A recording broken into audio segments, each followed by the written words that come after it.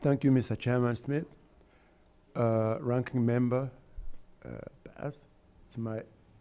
First of all, I thank you very, very much indeed for your leadership, for holding this hearing. Secondly, before I go into my, by the way, I also submitted some. Without objection, your full statement and any attachments for all of our witnesses will be made a part of the record. So proceed as you would like. Let me also thank you very, very much indeed for your leadership in trying to save the VOA Kenya Rwanda Kirundi service. For God's sake,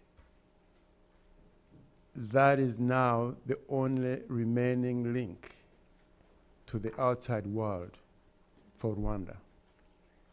After the closure of the BBC, there is nothing out there.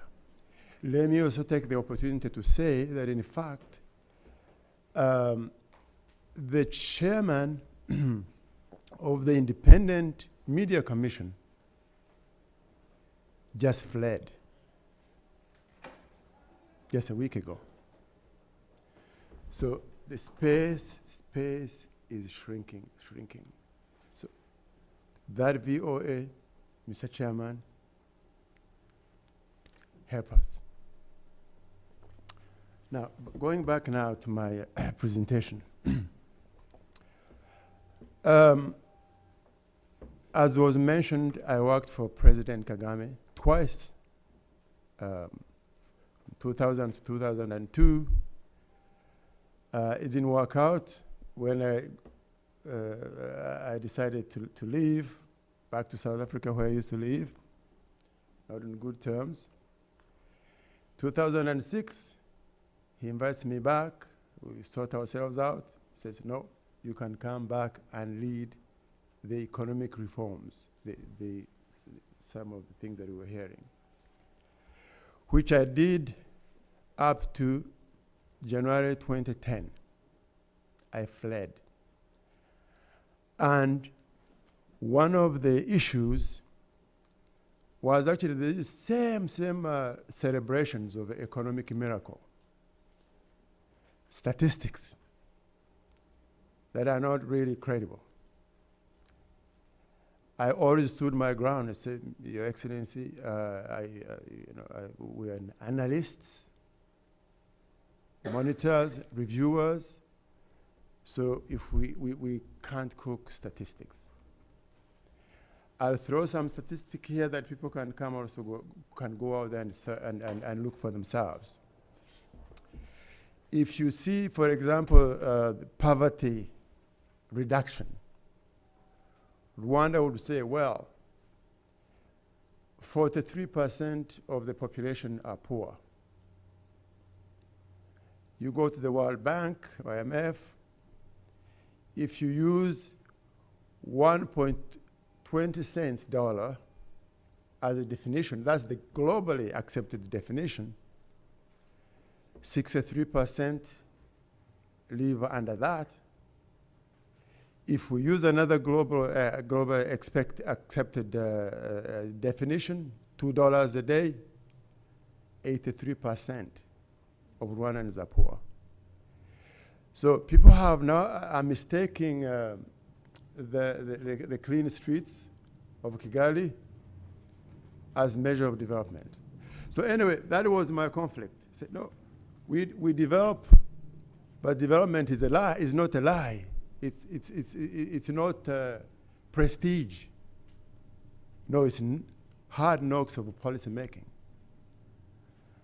So I fled, and when I fled to South Africa, then that's really when my problems began. Chest. Then in 2014, after the death of my colleague Karegeya, same town, Johannesburg, I thought that was a good sign. I fled even from South Africa. So I went back to Canada. Canadian government itself monitors me and other colleagues because we are not safe. But at least I can sleep a little more peacefully than say, Johannesburg. Now, the human rights situation, I really don't have much to add beyond what the colleagues earlier on presented. But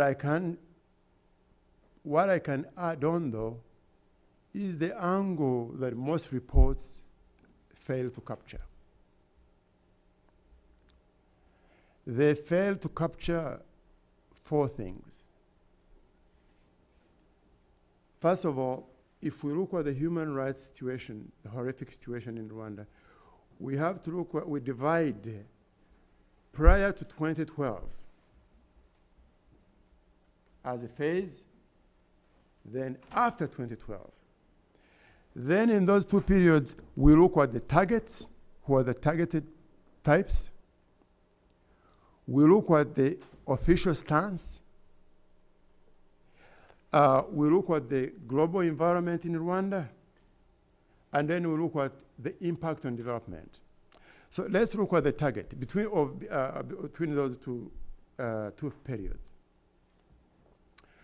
Prior to 2012, the targets for harassment, imprisonment, or even killings, like political opponents or media. So individuals like Victoire Ingabire, Dio Mushahidi, these are the people who wanted to compete that are now in jail. We look, in terms of killings, we look at people like Seth Sendashonga. We look at the opposition leader basically beheaded in 2010. So the media types, editors. So really, that period, the targets are clear and predictable. It's either political or media types. But now, when we go now into post-2012, it's no longer just that. No. 3 months ago, President Kagame's personal doctor, Dr. Emmanuel Gasakure, shot in the police cell, killed. Gustave Mokononi, this is the coordinator for Transparency International, strangled.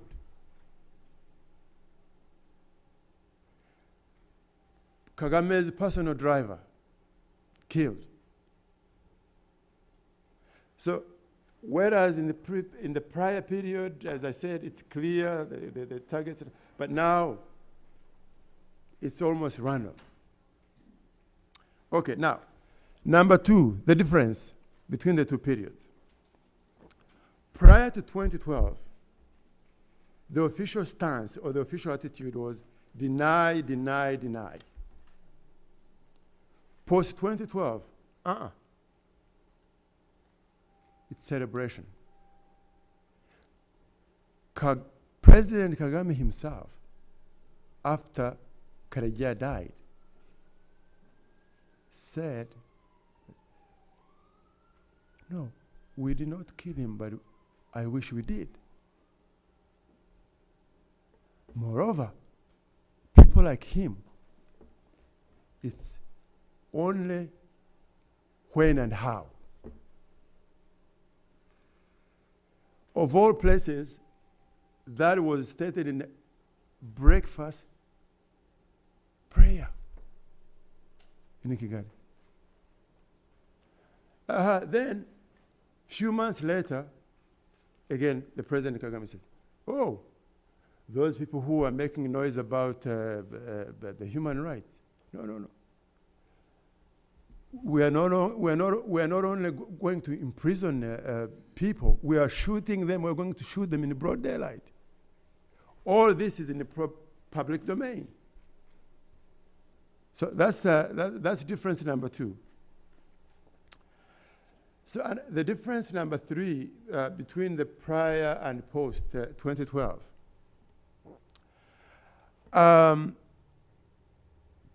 Prior 2012, you see, the environment was basically, it's a kind of the usual, the environment was a kind of the usual dictatorial regime.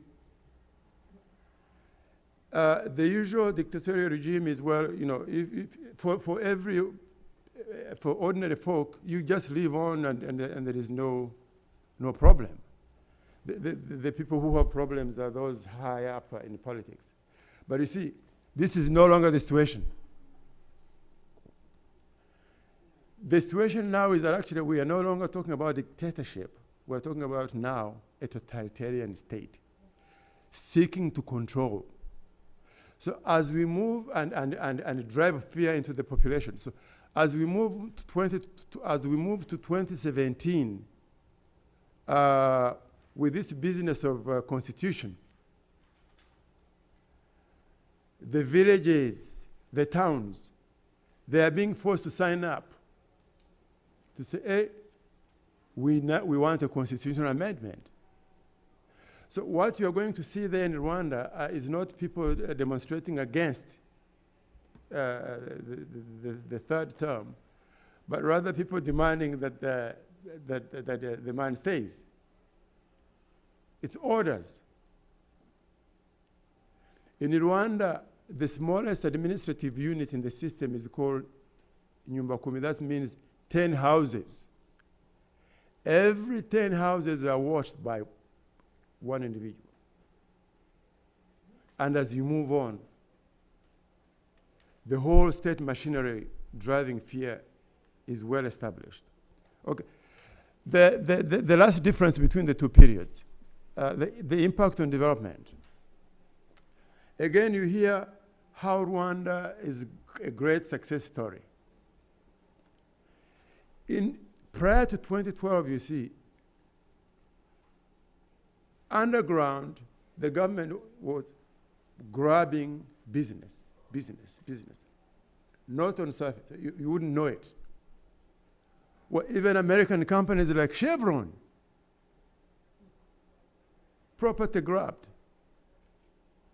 But those was kind of underground. But no, now in this current period, there is no apology for grabbing business. A $20 million mall, UTC, in the center of Kigali, is grabbed. And because the owner does not live there.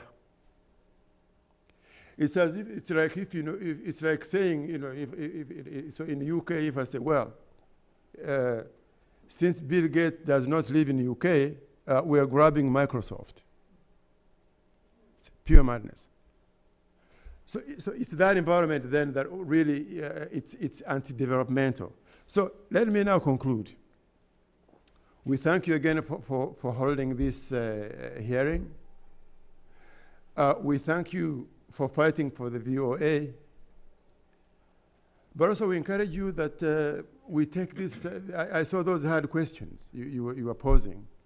So I think we need to keep on that, perhaps even think of a congressional resolution that can seriously have an impact on policy change towards Rwanda. I thank you very much.